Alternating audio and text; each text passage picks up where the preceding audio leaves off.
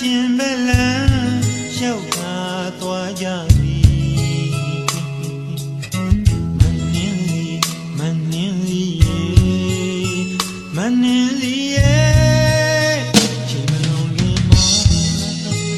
ဒီလိုချစ်မျိုးအဖြစ်ဆိုမှန်းသိခဲ့ရင်